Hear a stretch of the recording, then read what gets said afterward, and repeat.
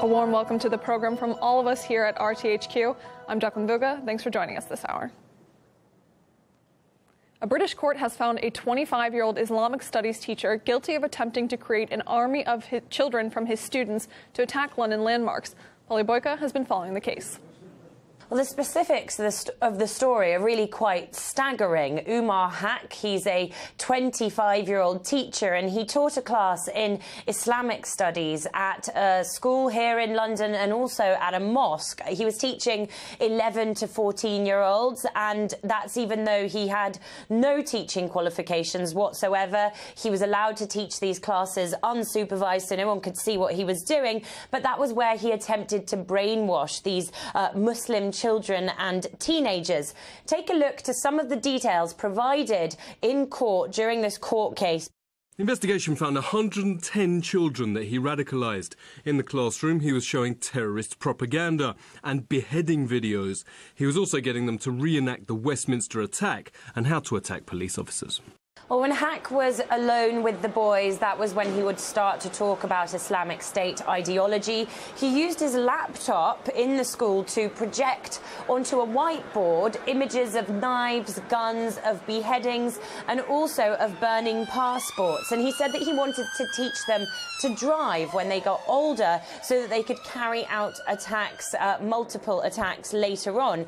They also did role plays during these classes where some would act as police officers, others would act as terrorists carrying out beheadings, and he tried to prepare the kids physically as well. He would have them running around and doing push-ups. He'd tell them not to talk to anyone. In fact, he made them take an oath of silence, and many of the kids said that they were paralysed by fear. They thought he would hurt them if they were to talk to anybody about what he was teaching them. What's particularly interesting here, and what's going to probably lead to a few questions to the government, is how all this was taking place in a school that's rated as outstanding by Ofsted, which is the British government's watchdog for schools. And in fact, the school inspection happened while Haque was brainwashing the kids there. He had to be dragged out of court today, and he was dragged out of the dock by officers while he was ranting. The judge is going to be sentencing him for all of this at a later date. Joining me live now to discuss this further is terrorism expert and author Temitope Olodo. Now, Haque had access to more than 250 children. Are you surprised the school didn't know this was happening right under their noses? No, I'm not surprised. I'm quite surprised that the British government has allowed this to continue. We're talking of a situation where this kind of schools exist. You know, they say they are tolerant. They do not ascribe really to the British value, because if they do, you know, they would know quite well that this kind of teaching should not be happening. Why should teachers take their own laptop to schools? What kind of curriculums do they have?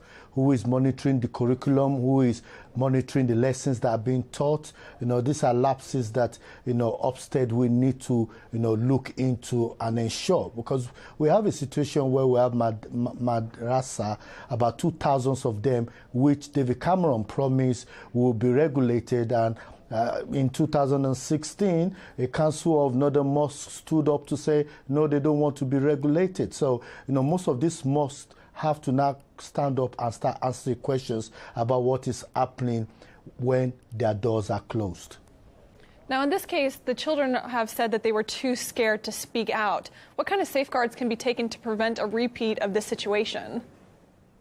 I think what is quite important is the kind of syllabus that is being taught, because, you know, we should remember there are 50,000 churches in the whole of the United Kingdom, with about 340 different diversions of Christianity being taught. We don't have this kind of, you know, challenges in those places in their Sunday schools. So why is it that we're having these challenges? It shows that the leadership, the Muslim leadership, need to sit up and ensure that they put their house in order. And the government also need to ensure that they regulate these groups to ensure that the lessons which they are teaching behind closed doors are visible for everyone to see, that everybody knows what is being taught. The parents are fully aware of lessons, because if the teachers are deviating away from the lessons, then definitely, this will have been quite clear. It's like teaching mathematics and deviating to teach about terrorism. Everybody will have known that something is going wrong, and this is where we need to really work on the curriculums in these schools and ensure that government comes out to ensure that these groups are being regulated. Well, of course, and I do think it is important to point out that this teacher was deviating from the curriculum. This was his own idea, his own project. Now, not so long ago, we heard the story of how a person with radical views was also able to get a job at Heathrow Airport, of course, a major airport in London, despite a background check. And now we have this. Could it be that people with radical views are working anywhere and everywhere?